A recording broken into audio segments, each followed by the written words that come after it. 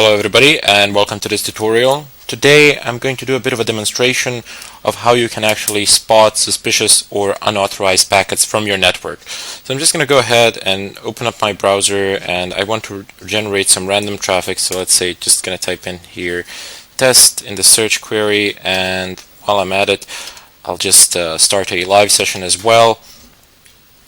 So there we go. Live session has started. It's now listening, and I don't know what I can do. Whatever you want. Yeah, we can go to the speedtest.com.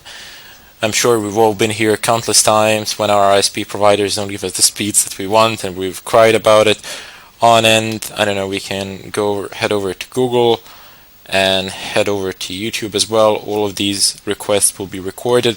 You'll see what I mean by it. And this is my only browser that is currently open. As you can see, there is nothing else here, so I'm just going to go ahead and close it. Oops, what is this? So we have some red warnings. Red ones are usually the packets that drop. I'm not too sure about this, but it doesn't really matter. I don't seem to be getting HTTP traffic at all. This seems to be ridiculous. I'm just getting SSH traffic, which is encrypted. It stands for Secure Shell. And let me see, where have my HTTP packets gone? They're probably being overrun. Type in HTTP and press enter. And look at this.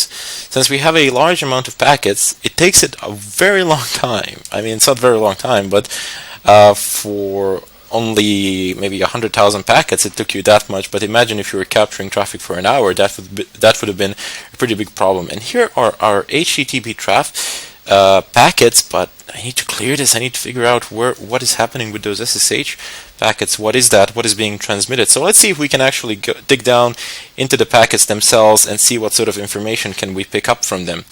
So at this point of time, I'm being overrun by them. There's just so many of them. This is going to cause me to crash, so I'm just going to stop this capture from going on.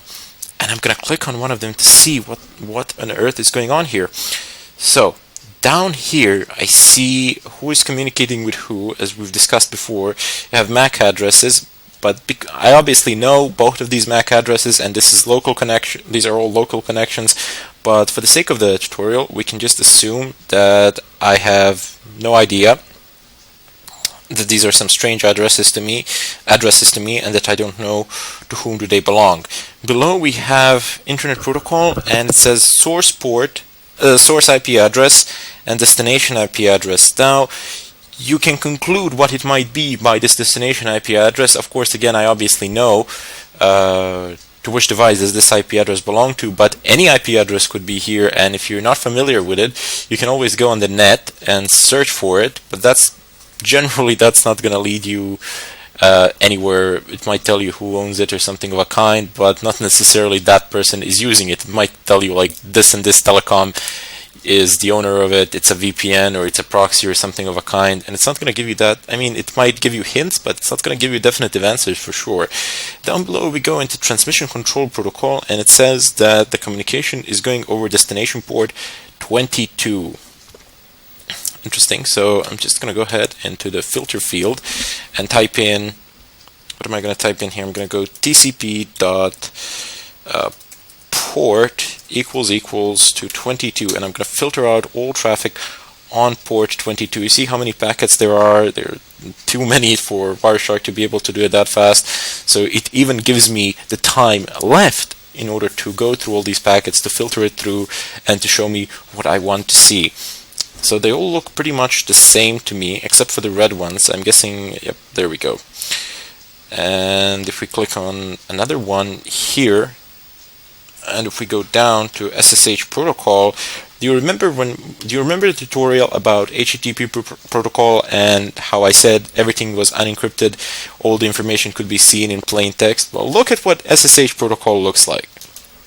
I mean, the information that it's sent over SSH protocol. It says encrypted packet, and you cannot make heads or tails out of this. I mean, it is completely useless to you.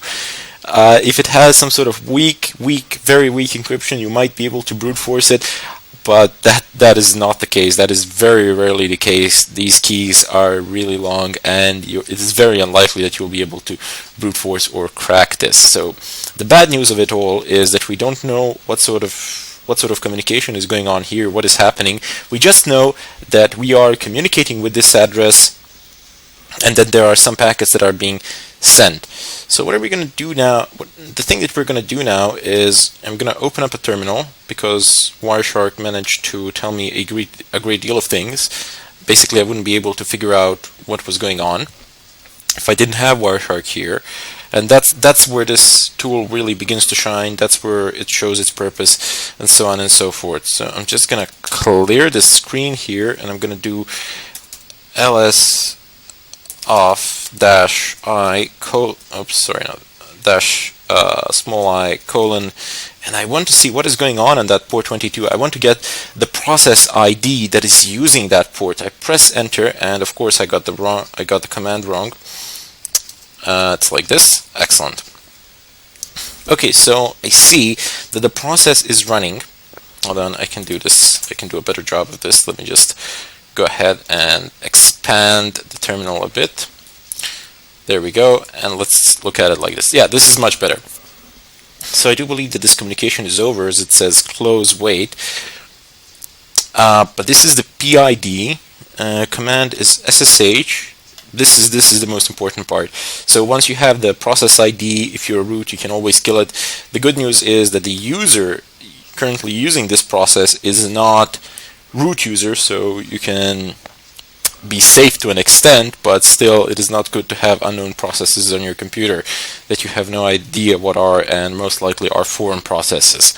In any case, what anybody would do at this point of time is just kill and type the name of the process 0057. That's it. We go back into Wireshark, and damn, it's now slowing down a little bit. And no, I do not want to reload the capture file. I want to start the capture process again and close it without saving. I have applied this filter, but it would seem that no packets are being captured, as I have closed all my browsers and I have killed this process. So once again, we have absolutely no unauthorized communication of whatsoever. This is also one of the good ways of actually verifying what is going on your computer, is just by close your browser, close all the programs that you know of that are yours, and after that point of time, go into Wireshark and observe the traffic, see what is going on. If you see that there are some sort of, that it's still communicating to the outside world, that something is going on, then there's something wrong, for sure. In any case, I thank you for watching. I hope that you've enjoyed the tutorial. Hope that it was informative, and I bid you farewell till next time.